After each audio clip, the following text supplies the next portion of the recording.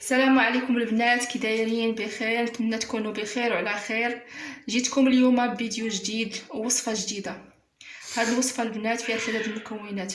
هاد الوصفه البنات ضد السعال، ضد هاد النزله اللي كاينه ديال البرد هاد الايام. زوينه بزاف ومفيده بزاف للاطفال والكبار. هاد الوصفه عن تجربه، انا جربتها ليا ولبناتي ومفيده بزاف بزاف بزاف. وانا اي حاجه عندي، اي وصفه جربتها راه نبقى نحطها لكم، ما نحط لكم شي حاجه ما جربتهاش. هاد الوصفه البنات مجربه وزوينه، ونقدر نقول لكم حصريه، انا اصلا درتها بوحدي ما شفت حتى بلاصه. هاد الوصفه البنات فيها الكاليبتوس، فيها الخزامه الزرقاء، الزيت البلديه او الزيت العود، وكاس تاع الماء. كنشدو الخزامه كنقيوها كنغسلوها، والكاليبتوس هي تغسل، وغنغسلهم ونرجع معكم ان شاء الله.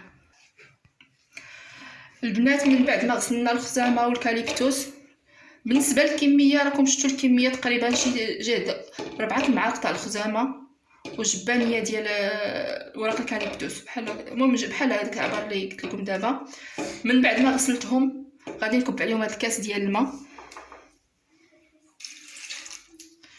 والكاس ديال الزيت. هاد الوصفه البنات راه زوينه، غير جربوها ما غاديش تندموا عليها ان شاء الله. ونتمنىكم تبارطاجوها مع اللي عندكم في الواتساب، مع احبابكم، مع عائلاتكم. راه الوصفه غتنفعهم بزاف في هاد الوقت، خصوصا هاد الوقت الدراري مراد، الوليدات كلهم مراد، كلشي فيه الكحه، كلشي فيه الرواح.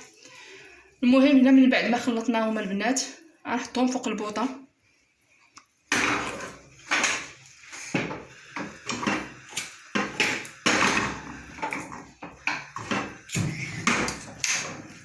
المهم غنشعلوا عليهم البوطه البنات، وحاولوا تنقصوا البوطه حتى لاقصى درجه،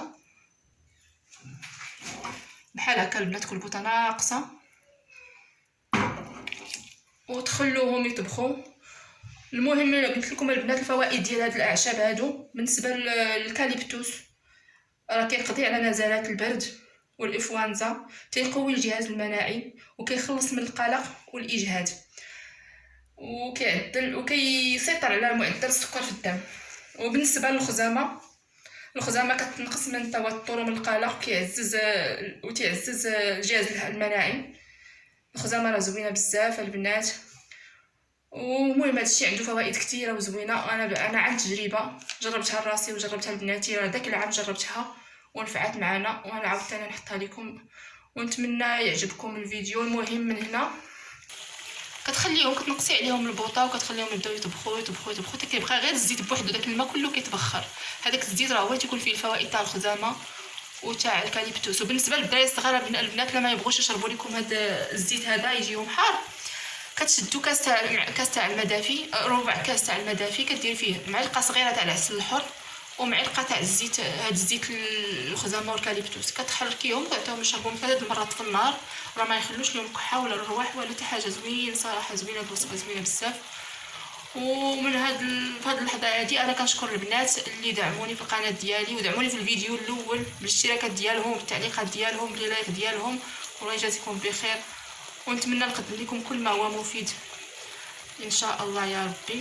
المهم هنا من بعد هنا منين يتبخر معايا داك الماء ويبقى غير الزيت، ونكمل معكم ان شاء الله الفيديو. هنا البنات من بعد ما وجد معايا الزيت ديالي صفيته كيف ما كتشوفوا ها هو. بالنسبه لطريقه الاستعمال كما قلت لكم، بالنسبه للنادم الكبير غتاخدي معلقه في الصباح، معلقه وسط النهار، ومعلقه بالليل قبل ما تنعسي.